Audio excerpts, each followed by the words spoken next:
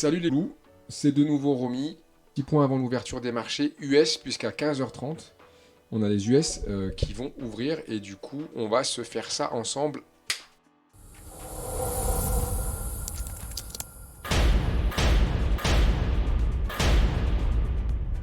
On est parti, on a devant nous le DAX, toujours le DAX, on est chaud. Le DAX, qu'est-ce qui s'est passé? Alors le DAX, là on a du multi-time frame, je vous ferai voir un de ces quatre comment faire, vous devez savoir déjà sur TradingView, c'est top, c'est top. Crac, on remet là-dessus, on repasse en... On est en quoi? 5 minutes, donc on n'y voit rien. Ok, on a ouvert en gap. Ça veut dire qu'il y a eu un trou de cotation pendant la nuit, puisque le marché est fermé. Donc en fait, le trou de cotation, c'est la cotation notamment des futurs, suivant à quelle heure il ferme, et des CFD, de tout le reste du marché qui n'est pas le cash en fait. Là, on est en 4 heures. On voit qu'il y a eu un gap.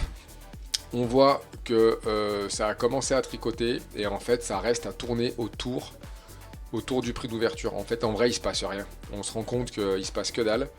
Et les petits pointillés là rouges, c'est le prix d'ouverture de ce matin. Et en fait, il balaye un peu, il balaye en haut, un peu en haut, un peu en bas, pardon. On a cette fameuse, ce que je vais appeler un petit peu le chef d'orchestre ou le maître de cérémonie là, pour le coup, ça va être cette MM7 4 heures. On se rend juste compte que jusqu'à présent, toutes les tentatives ont échoué de la reprendre, de passer en dessous. Et inexorablement, il y a un moment ou un autre où ça va passer, ça va finir par passer. On sait juste pas quand.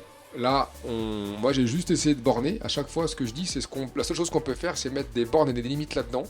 Et une fois qu'on comprend un peu ces bornes et ces limites, on essaye de voir ce qui peut interagir et de comprendre un pattern qu'il pourrait y avoir, qu'on puisse repérer, qui nous permettent d'entrer en position. Et en fait, on va avoir des niveaux qui sont statiques, des niveaux de prix qui vont avoir un effet mémoire sur le marché. Tout du moins, c'est ce qu'on présume. Tout du moins, il s'est passé quelque chose dans le passé sur ces prix. Ça veut juste dire qu'à ce niveau de prix-là, il y avait une espèce de cohérence entre la balance acheteur-vendeur. Parce que tout se passe avec une histoire d'offre et de demande. Il y a des acheteurs et des vendeurs, et il y a un combat qui fait rage tous les jours en plein milieu des écrans. Et le prix est la plus pure, en fin de compte, la façon la plus pure d'exprimer cette guerre-là, en fait. Et du coup, on est obligé de faire des scénarios. On est obligé d'avoir des théories. Il ne faut pas tomber amoureux de ta théorie, mais on est obligé de faire des scénarios pour voir à peu près où est-ce qu'on peut se placer. Et du coup, c'est rare qu'un mouvement, surtout avec une grosse impulsion comme celui-ci, là on est repassé en weekly. Donc on a vraiment fait un V-bottom solide. Donc il faut imaginer ce truc-là comme un élastique qui se tend, ou comme un train qui avance, ou comme une voiture qui est lancée. Imaginez ce que vous voulez. Imaginez juste qu'il y a une espèce de grosse vélocité en fait. Et que ce truc-là, il est de l'élan en fait. Là, c'est que c'est parti avec de l'élan, si on peut l'imaginer comme ça. Et ce qui va représenter l'élan, en fait, c'est les bandes de Bollinger, en fait. Et on va commencer à capter que cet élan, que l'élastique qui commence à arriver à son max, ou t'imagines, je sais pas moi, une bagnole qui rentre dans un crash test, et puis il y a un moment où ça finit par freiner. Et ben, ce qui va nous permettre de mesurer, entre guillemets, cette vélocité-là, c'est le ralentissement de la vélocité. C'est comme Bruno Le Maire quand il vous dit l'inflation ralentit. Ouais, mais les prix baissent pas en fait, gros. Tu es en train de te faire niquer. C'est juste que ça monte moins vite. Je plaisante, petit aparté. C'est elle servent à ça, elle en fait. Ce cadre, c'est un peu ça. Donc quand tu as les bandes de Bollinger dans les grandes UT qui sont toutes ouvertes, ça veut juste dire que c'est comme si tu avais de l'inertie emmagasinée en fait. C'est comme si tu avais de l'énergie dans le marché encore et qu'il est parti, qu'il y en a encore un peu quoi. C'est ça que ça veut dire. Donc après, on descend dans les UT et c'est systématiquement, comme toujours, les petites UT en fait qui vont corriger les grandes. Et c'est comme ça qu'on voit qu'il y a quelque chose qui peut arriver à freiner. C'est pour ça qu'on repère en fin de compte les moyennes mobiles. Donc on a des repères qui sont statiques, c'est ces niveaux. Donc moi, ce que j'ai mis en repère sur mon petit Dachshunday, c'est l'ancien ATH qui était là, qu'on a éclaté, et on a créé un nouvel ATH temporaire qui va peut-être être l'ATH ever. Peut-être que le marché ne reverra jamais ses prix, en fait, on s'en branle, on n'en sait rien. Résultat des courses, je peux juste imaginer que là, on a un premier coup de frein. Et en général, le temps que l'inertie, c'est comme si l'inertie, tu vois, là, en 4 heures, tu as les bandes de Bollinger qui sont en train de se fermer en haut. En daily, pas encore. Et après, plus tu vas dans les UT basses, et plus elles descendent, et plus ces putains de bandes de Bollinger, elles se ferment. Ça veut juste dire que la vélocité, elle freine, et on la cadre. C'est juste que si jamais le premier coup de frein, il a du mal à arrêter. Donc au début, c'est un peu le bordel. Parce que tu arrives avec une machine qui a une charge énorme au cul. Donc, là, en proportion du mouvement qui vient d'avoir lieu. Mais en fait, en vrai, ça s'appelle une phase de distribution et une phase d'accumulation. Donc là, en fait, il y a des gros profils latents qui attendent. Et donc, tout le monde, là, se regarde dans le blanc des yeux à savoir est-ce que je prends mon cash maintenant ou pas. Parce qu'il y a il y a des mecs, là, crois bien qu'il y a des gars qui avaient, qui avaient fait les bons paris en bas. Et il y a beaucoup d'argent en jeu, là. Quand l'argent va... Quand il va y avoir une chute, quand une bulle, en général, elle pète, ou là, quand tu as une chute de marché, c'est juste un transfert d'argent entre les mecs malins et les gars teubés, en fait. Façon de parler, pas teubés, mais les gars émotionnels. Et c'est là qu'on a essayé d'avancer ensemble, parce qu'en réalité, c'est comme ça que ça marche, ce truc-là. Et là, ils ont tellement de cash, les mecs, qu'il va falloir qu'ils le donnent, il va falloir qu'ils le distribuent à quelqu'un. Et ils ont rechargé la machine en bas, et là, il va falloir qu'ils trouvent une narrative dans les médias, idéalement, sans être complotiste le moins du monde, mais il va falloir qu'il y ait une narrative qui aide les mecs un peu émotionnels pour continuer à avoir le FOMO, en fait, à se dire, ah, et donc c'est pour ça que, voilà, il faut avoir tous ces trucs-là en tête, mais concrètement, ça, c'est le côté très théorique de la méthode de Wyckoff, notamment, et après, toi, concrètement, tous les jours, qu'est-ce que tu peux foutre, à part m'écouter raconter mes conneries?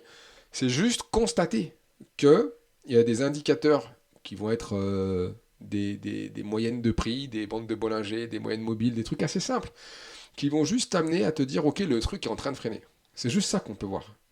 Et tu vas borner. Et donc là c'est une théorie qui vaut ce qu'elle vaut, mais moi en tout cas c'est ce que j'ai joué. Donc j'ai shorté hier soir, donc je suis un peu en avance. J'ai rechargé sur mon trait rouge ici, donc je suis pas bien, mais je suis pas mal non plus. Enfin c'est pas rien de transcendant. De toute façon, il s'est rien, et en fait il s'est rien passé. Si là t'es aux fraises, c'est que t'as un oversizing d'ouf. Parce qu'il s'est rien passé. Là, le marché, il y a eu le gap cette nuit, en fait, le mouvement il a eu lieu hier soir. Depuis, il s'y tourne autour du pot, en fait. Donc à 15h30, on verra, parce qu'en général, les Américains, ça veut pas dire que, mais quand même, quand ils s'en mêlent, c'est pas rare que les deuxième parties, elles soient un peu plus véloces. Nous, on peut juste suivre nos trucs qui se baladent, donc nos bandes de Bollinger, donc on remonte dans le temps. On remonte en unité de temps, donc en 4 heures. En 4 heures, on commence à avoir un signe de ça veut se mettre à plat. Et en bas, elle arrive là. Et pareil, elle doit s'aplatir elle aussi après. Mais c'est pas fait. Ça peut se rouvrir. Si là ils pètent une durite les Américains et qu'ils remettent une tige verte, je veux dire, tout est possible. C'est juste qu'il y a un moment, il faut jouer un scénar. Et moi, le scénar que j'ai joué, c'est on fait un pullback sur. On fait un pullback qui je vais te la mettre en blanc parce qu'après c'est le bordel là-dessus. Et c'est l'ancienne ATH. Là, on va avoir du soutien qui va arriver, parce que toutes les moyennes mobiles, de tous nos niveaux qui sont mobiles, les moyennes mobiles, c'est comme imagine, c'est pour ça que je mets pas, moi, de droite de tendance, ou un petit peu pas trop. On met un peu, mais pas beaucoup. Parce qu'en fait, les moyennes mobiles, c'est des droites de tendance, entre guillemets, qui sont actives dans le temps, en fait, qui sont dynamiques. Et du coup, vu qu'elles sont dynamiques, au fur et à mesure, elles vont remonter. Et elles vont revenir soutenir le cours. Donc on va se retrouver avec mécaniquement une MM50 qui va revenir là, qui est ici, en 30 minutes. Il y a toute une mécanique en fait des unités de temps par rapport aux tailles des moyennes mobiles en fait. Et après tu déplies comme un espèce de puzzle en fin de compte. Et le pari qui n'est pas un pari, c'est juste que le scénario, je fais aucun pari, puisque j'ai un money management, puisque je vais gérer un risque, puisque là je suis ABE sur mes positions, et puisque je suis pas en train de chercher un point haut en fait. Je suis juste arrivé à un moment où le marché il est tellement haut que là, décemment, l'acheter, peut-être aller faire 17 000, on n'en sait rien, mais il n'y a rien qui. On est déjà. Voilà. Donc bon, bah après, non, non, non, non. Il y a un moment, le truc, il va pas monter jusqu'au ciel. Quand on dit que les armes ne montent pas jusqu'au ciel, c'est une réalité. Mais une fois que j'ai dit ça, ça veut pas dire que ça peut pas encore prendre 500 points. Les mecs sont gelés, de toute façon, ils font ce qu'ils veulent, il n'y a pas de sujet. Donc là, on cherche pas un point haut, on cherche à comprendre une mécanique pour essayer de se placer. Et moi, c'est le scénar que j'essaie de privilégier là. Hop. Donc on reviendrait, si on fait un pullback sur un ATH, c'est pas impossible que les cours remontent, et c'est pas une horloge suisse, hein, donc ça peut dégager un peu en bas, dégager un peu en haut. Mais disons que si là, pour l'instant on peut rien dire, mais si là ça tape là et que ça remonte, et que là les cours sont renvoyés, ça va matérialiser le début d'un range, ça va matérialiser ça va confirmer un changement de psycho des marchés. Ils seront passés de... Ouais, attends, on va prendre un peu de rond peut-être quand même, parce que tu vois, il n'y a rien qui te garantit que... Bien sûr qu'en 2050, le DAX il sera à 50 000 points, j'en sais rien, on s'en branle. Mais là, tout de suite, ils ont déjà fait un bon bout de route et les mecs, ils ont beaucoup de cash latent. Donc il va falloir qu'ils le récupèrent ce cash. Il va falloir qu'ils le filent à quelqu'un en fait. Et ce quelqu'un, c'est le mec qui se pointe et qui arrive avec les poches comme ça enfarinées. Et lui, tu le croises sur TikTok, il est comme ça avec un masque sur la tête et il dit ah, moi je suis un ouf, moi je suis un ouf. Non, toi t'es un ouf de rien du tout, tu vas te faire le cul comme tout le monde. Donc, mais pour l'instant, on n'en sait rien. On n'en sait rien du tout. Résultat des courses, ce qu'il faudrait arriver à mettre en place, c'est une espèce de pattern qui viendrait confirmer qu'on a atteint un endroit où ils vont réaccumuler. Et à partir de là, t'élabores un scénar. Et pour s'aider, parce que personne ne peut choper un point haut, mais par contre, tu peux essayer de capter à quel moment les mecs ils commencent à freiner. Et c'est pas parce que le premier coup de frein est là qu'il va marcher. Ça arrive tellement fort que c'est pas impossible qu'il faille un, deux, trois coups de frein avant que ça s'arrondisse en fait. Donc les V-bottom, comme on a vécu là il y a quelques semaines en arrière, c'est pas la norme. Il n'y a pas de norme dans l'absolu, mais t'en vois quand même moins fréquemment des... De plus en plus, c'est algorithmique, tout ça, bon ok, c'est vrai. Mais t'en vois quand même... en général, il y a des phases de distribution et d'accumulation qui se baladent un peu partout. Et c'est rare qu'en bas, ils fassent ça et que... ils remontent parce qu'ils ont juste pas le temps, les mecs. Il faut comprendre les volumes qu'il y a derrière. Ils ont juste pas la possibilité d'engager autant de volume. Voilà pour la petite histoire. Et j'étais juste pour vous faire ma théorie sur le DAX. Et quand on descend dans les unités de temps, on voit qu'après, les unités de temps, plus on descend, plus c'est les... Donc là, on est en horaire, plus c'est les moyennes mobiles, plus les moyennes mobiles, elles vont commencer à se courber. Donc, on voit en 15 minutes que, bon, elle a déjà fait son histoire, là. Mais, voilà. Si tout ça, on arrivait à le tenir, on voit la MM7 horaire. Donc, elle me sert depuis ce matin de... Je coupe pas mes positions depuis ce matin avec les petits gains latent que j'ai. Parce que pour l'instant, elle fait le job. Ça veut pas dire qu'elle va le faire toute la journée, mais voilà, c'est ce qui me sert de. C'est avec ça que je pilote, quoi. Je me dis, ok, là, je suis là, on est remonté, jusqu'à là, elle soutient les cours. On va voir ce que ça donne. Et j'espère pas, en tout cas sur un premier tirage, d'arriver. On prendra déjà un bout de TP1 ici. Et l'idée, c'est de voir comment ça réagit sur les niveaux. Voilà, c'était pour vous faire le petit point sur le DAX, vous dire que je suis en pause, et vous dire que voilà comment je le gère, comment dans un espèce de point haut, j'essaye d'être factuel, pas me dire. Qu'est-ce qu'a dit Poutine, qu'est-ce qu'a pas dit Israël, qu'est-ce qu'a pas raconté machin, qu'est-ce qu'a pas dit truc, ou est-ce qu'il y a la thermonucléaire qui est en train de se faire, tac, alors bon, on regarde un petit peu ce qui se passe au niveau des annonces, mais à la fin de l'histoire, le seul truc que moi je peux regarder, parce que j'ai pas accès à Wall Street, ou je sais pas, j'ai pas de hedge dans la finance, à part comprendre une espèce de mécanique de prix qui est sous-tendue par quand même des émotions qui sont encore humaines, parce que même les robots sont développés par des humains. Donc il y a une logique, et surtout au-delà de cette logique de, mince, de psychologie, il y a tout, faut comprendre les besoins et les ressorts qu'il y a derrière des gros acteurs, et pourquoi ils se placent là et pas là, et comment eux ils font en fait. Parce qu'à la fin, dis-toi bien un truc, c'est que c'est ni toi, ni moi, ni tes potes sur TikTok, ou pas, j'ai rien contre les TikTokers, il faut que je me foute à TikTok, rien contre ça, c'est très bien, c'est juste qu'il y a vraiment des choses qui sont rigolotes, quoi. Là, quand ça fait ça et que ça lève des briques pendant 1, 2, 3, 4, 5, 6 semaines, un mois et demi comme ça, c'est pas des retails. C'est juste que les retails, après, ils emboîtent le pas et chacun, il y a une espèce de FOMO qui se met en place. Puis ça devient des prophéties autoréalisatrices. D'ailleurs, je vais le faire sur le Bitcoin et les halving et tout parce que c'est ma théorie en fait que à la fin, personne n'en sait rien en fait. Et c'est juste que les mecs te disent qu'il est pricé, pas pricé, machin et tout. Mais justement, c'est toute l'essence est là-dedans. C'est que de toute façon, pricé ou pas, tout le monde l'attend tellement que dès l'instant que ça commence à y aller, tu as cette prophétie autoréalisatrice qui se met en place. Et le truc tient par magie en fait. C'est pas de la magie, mais les capitaux affluent parce que les gars, tout le monde en parle, machin, et je suis pas sûr que. Est-ce que ça va être vraiment différent cette année? J'en sais rien en vrai. Mais ma théorie, c'est que de toute façon, voilà. Je développerai un peu dans une vidéo si j'ai le temps. Mais là, c'est un peu pareil. Mais ce que je veux dire par là, c'est que nous, tout qu'on peut faire, c'est suivre les grosses mains. Il faut comprendre du coup ce que les grosses mains, ils ont dans la tête et où est-ce qu'ils veulent se placer. Donc voilà, c'était pour la petite digression sur ma théorie, sur ma prévision, qui veut rien dire, hein, mais le cadrage en tout cas que je fais, comment je borne le marché dans ma tête. Pour la fin, on est déjà jeudi, jusqu'à demain, je prendrai pas de position over week, je les couperai parce que, enfin, je vais voir. À moins qu'on soit vraiment bien avancé et tout, bon, je verrai, mais c'est pas le programme. Je veux voir plus bas, s'ils y vont, comment ils réagissent. Voilà, et ça donnera des infos. Il nous faut des infos pour avancer en fait. Voilà pour le petit DAX. Et là, l'idée c'est de faire un point sur les US. Allez, c'est bon, j'ai retrouvé mes petits, on y va. Hop. On est sur le S&P. Il faut absolument que je mette d'aplomb avec le Nasdaq. Là, il faut que je remette le nez dedans. Je l'ai lâché ton, j'ai laissé lui. Je sais pas pourquoi il m'a gonflé, mais je vais m'y remettre. On est sur le cash. Ça ouvre maintenant dans 1 heure. Et on voit que le DAX, là, il met une petite tige en 15 minutes qui veut rien dire baissière. Mais je continue à dérouler mon truc sur le DAX, quoi. On oublie le DAX pour l'instant. Et on se remet sur les US parce que ça va ouvrir. Et du coup, on va comparer le spot US qui ouvre à 15h30 et les futurs ou les CFD.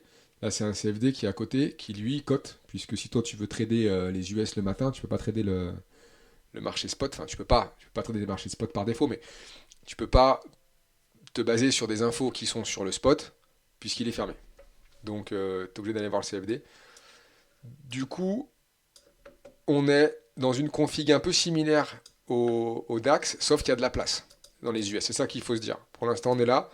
Mais voilà, la TH du S&P 500, il est vachement plus haut, puisque les gars, tic-tac, on a encore 300 points sur un indice qui fait... ouais, on n'a pas 10%, mais on a 7%, quoi, sur un indice qui fait 4876 points. Donc on n'est pas sur les mêmes volumétries. Donc 7%, enfin 300 points sur le S&P, c'est presque 10, enfin ça fait 7,20%. Donc il y a encore un petit peu de route. Ce que je veux dire, voilà, c'est qu'il y a de la... Si vous voulez taper le DAX, en gros, le DAX est là, quoi. Si on comparait dans le délire. Le DAX, il a tapé son ATH. Et là, on revoit, on est sur du monthly. Le super trend monthly, le DAX, lui, il se balade par là, là. Et là, il est en train de dire, ah, qu'est-ce que je fais Est-ce que... Et c'est pour ça que je l'achète pas. Parce que tu te dis, ouais, peut-être, mais ça fait déjà une belle recovery, tu vois. Enfin, les trucs, il a dû faire 30% dans l'année. Enfin, c'est déjà chaud. Alors, il n'y a rien, encore une fois, t'as rien qui te dit qu'il va pas aller au-dessus des étoiles, hein, mais bon, compliqué quand même. En tout cas, c'est difficile à acheter. C'est ça que je veux dire. Peut-être que c'est ce qu'il faut faire. Moi, psychologiquement, là, avant coup, le mec qui va te dire si ça part dans une semaine, il va te dire, il fallait acheter. Ouais, bah, nique ta race, en fait. Fallait acheter, fallait le dire pendant, fallait le faire et me envoyer un message et me dire, fais-le. Ou me dire, moi, je le fais. Parce que me dire 15 jours après ce qu'il fallait faire il y a 15 jours, bah, en fait, on est tous des rockstars. C'est trop simple. Donc là, on voit qu'il est là où on avait calé avec le DAX. Le DAX, on avait commencé à initier des shorts parce qu'on était sur une zone comme ça, là. On voit qu'on arrive sur une zone. Et le DAX, personne s'imaginait qu'il irait jusque là-haut, mais il l'a fait en fait. Donc bon. Mais les US, ils sont un cran en dessous, entre guillemets. Le Nasdaq, c'est différent. Le Nasdaq, il est plus mature. Mais le S&P, ils sont dans une config un peu similaire. À ça près que le S&P, il a amorcé un truc un tout petit peu plus franc. On voit en weekly, elle n'est pas finie la semaine. Ce sera demain soir qu'on clôturera pour les US à 10h demain, 10h, 10h30 pour les Américains.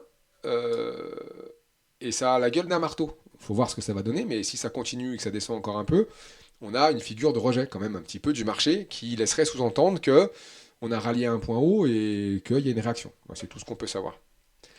Là, on est en daily. La bougie de daily avec clôture, elle est quand même rouge hier.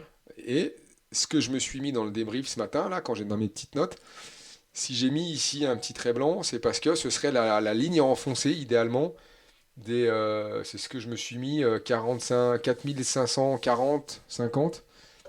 Faudrait l'enfoncer, et ça libérerait un potentiel, parce que derrière, on a du monde, mais les bandes de Bollinger, elles sont fermées.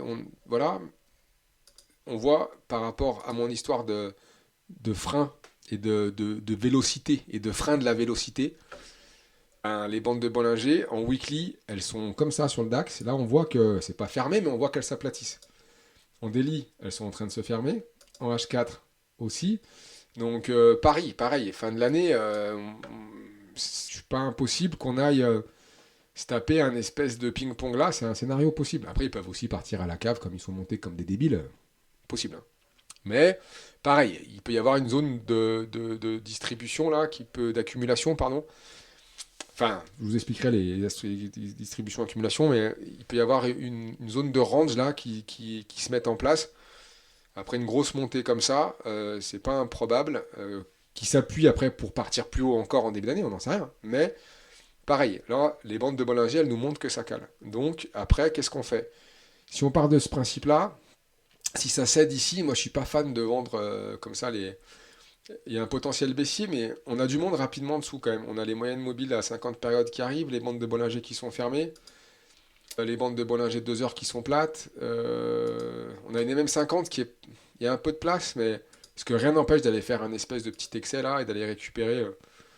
On a 50, 60 points. Et je vais regarder où est-ce qu'il en est. Je ne l'ai pas pris le trade. Donc voilà. Euh, Pareil, on est dans les mêmes scénarios. Il y aurait mieux valu le vendre sur la touchette là-haut. Et je préfère ces scénars-là, moi, en fait. Je préfère. Parce que ce truc-là, c'était la double. Hier, il était bien. Tu vois, hier, j'aurais dû avoir les couilles d'y aller. Je suis pas allé, je le dis en toute sincérité. Parce que j'étais sur le DAX. Je voulais pas être partout. Je voulais pas m'over-exposer parce que tout ça n'est pas garanti.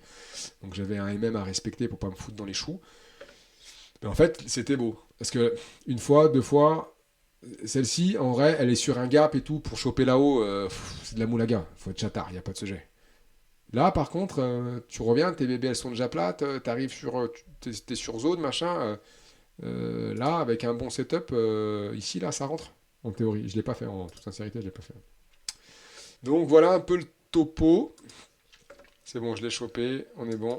C'est la même musique, mais sur le marché, sur le FUT, enfin là c'est un CFD, pardon, au Honda en l'occurrence. Du coup, il cote. Là, il est ouvert. Il est cote depuis ce matin. Et on voit qu'en fait, ce que je vous racontais, je l'avais pas vu en vrai. Je l'ai pas regardé là. J'ai fait autre chose depuis tout à l'heure. Et on voit que voilà, c'est pas gagné non plus en enfonçant derrière. Il y a du monde rapidos qui arrive et c'est ce que je disais. Et le scénar que je disais, moi là, je voulais pas trop le vendre, c'est piégeux. Et, euh, et on est dans les H4. Alors là, c'est un peu plus fermé parce que ça cote depuis tout à l'heure, mais on voit que plus ça cote, plus ça se ferme. Et c'est pas impossible qu'on ait un bout de terrain de jeu comme ça entre le super train H4 là qui se balade. Et, et donc, j'avoue que vu qu'on est arrivé sur une grosse zone là maintenant où ça va être moins, c'est toujours plus facile quand tu es dans des tendances en fait.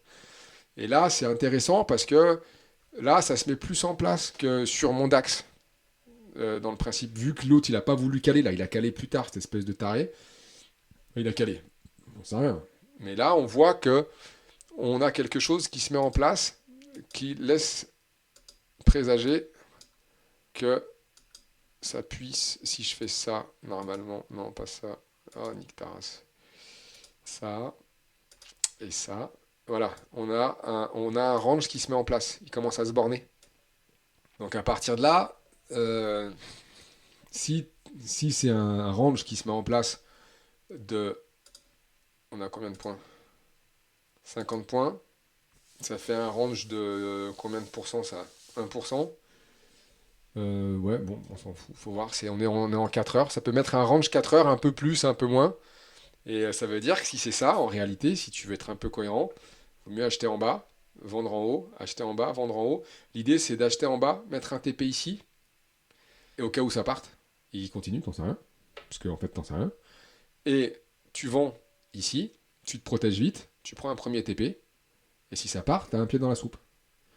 Et comme ça, t'essaies d'avancer pas à pas, parce que ça peut durer le ping-pong un petit peu là, et quand ils vont partir, ils vont pas te le dire de toute façon, ça c'est certain. Donc ça demande une gymnastique, c'est pas simple à faire, parce que quand t'es dans ces périodes-là, il faut vraiment dézoomer, prendre du recul, pas te faire avoir, parce que tu peux vite te retrouver à plus savoir où tu mets les pieds. Surtout avoir un sens prioritaire. Là, ce que je dis, c'est un peu casse-gueule, même beaucoup, parce que tu vas te retrouver un moment à la vente, un moment à l'achat, et toi, pour continuer à garder le cap et te dire, ok, je suis là, il faut vraiment, bien cadrer ton truc, parce que genre, en vrai, c'est plus dur que ça en a l'air. Ça paraît con comme ça, la recette, elle paraît facile, mais en réalité, t'es vite emmerdé. T'es vite emmerdé parce que toi, au bout d'un moment, tu sais plus ce que tu tournes. À force d'acheter et vendre, c'est vraiment pas. C'est pas que c'est pas l'idéal, c'est que ce serait l'idéal théoriquement. Après, il faut que ce soit en accord avec ta psycho. Donc, on évacue ça avec des TP. Il faut évacuer. Moi, c'est ce que je fais. Dans la mesure du possible, le plus possible, c'est d'évacuer la frustration. Hop, tu prends un TP1 et Et l'idée, c'est pas d'aller faire du scalping comme un débile. C'est pas ça que je suis en train de dire. Je suis en train de dire que là, t'es dans un moment où, vu que t'es possiblement dans une phase où ça va ranger, vu que c'est rangy, il faut te préparer des deux côtés. Parce qu'en fait, là, il n'y a pas grand-chose qui te dit qu'ils peuvent pas rallier les plus hauts.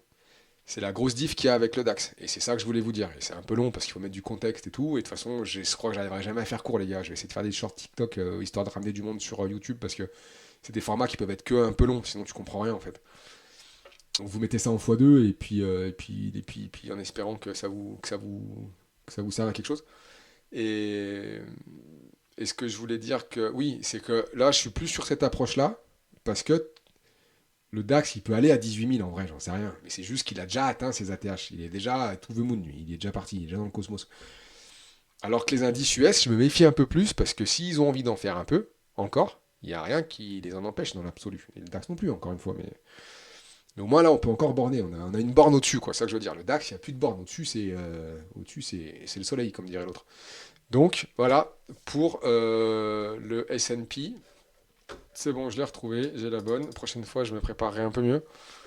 C'est que l'heure avançait et je voulais faire un truc. Même schéma. On est le cash, donc il est fermé. Sur le dos, on est en 4 heures et on a un schéma très similaire. Je ne vais pas refaire tout le scénar parce que c'est la même chose. Bande de Bollinger en 4 heures qui ont tendance à vouloir dire qu'elle se ferme, mais ça va quand même moins. Vous voyez, en weekly, c'est pour ça que je préférais le S&P. Parce qu'en weekly, on voit que le train a commencé à freiner un peu. Alors que là, en weekly, c'est tout ouvert. En daily aussi. Il faut aller en H4 pour commencer à voir, alors qu'on est d'accord que le S&P, on voit que ça, l'élan a été beaucoup plus coupé en fait. Il donne l'impression d'être plus en bout de course. Donc, Zai, on est bon. Et voilà. Mais c'est un peu similaire, en sens où c'est arrivé, ça tricote, c'est moins marqué. On voit qu'il est. D'ailleurs, on le voit avec les bandes de Bollinger. Le DAX est plus mûr que le dos. Le S&P est plus mûr que le dos. Et le DAX, il est encore. Parce que lui, c'est pareil. Là, on est en 4 heures, en daily, en weekly. Tu te mets en monthly.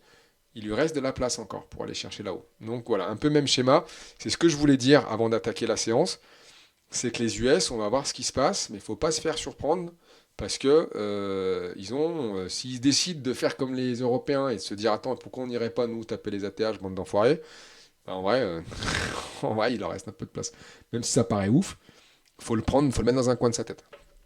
Donc, quitte à jouer un scénar sur les US, moi en vrai, je préfère jouer un scénar sur le S&P. Et donc, on va sur le dos. Et là, on est en 2 minutes, donc on a l'impression qu'ils sont en train de mouner alors qu'il ne s'est rien passé. Il ne s'est pas rien passé. Voilà, mais même schéma. Ils en ont encore sous la pédale. C'est-à-dire que là, on est arrivé à peine à rallier la MM7 Daily qu'elle est en train de. Ils en ont sous le capot, ces fils. Là, on est vraiment sur une MM50 H4, ce qui dans cette mécanique-là est assez intéressant. Donc, ouais, ouais, ouais, ouais. Je verrai comment je le prends, mais encore une fois, il y a encore de la place. Ça paraît ouf, mais il y a de la place à l'achat. Et bon, et bon, et bon, et bon. Dans les petites UT, bon, on voit que c'est juste en train de ranger en fait, plus ou moins. Mais si on remonte un peu, on a lâché la MM7 4 heures, donc là, ok.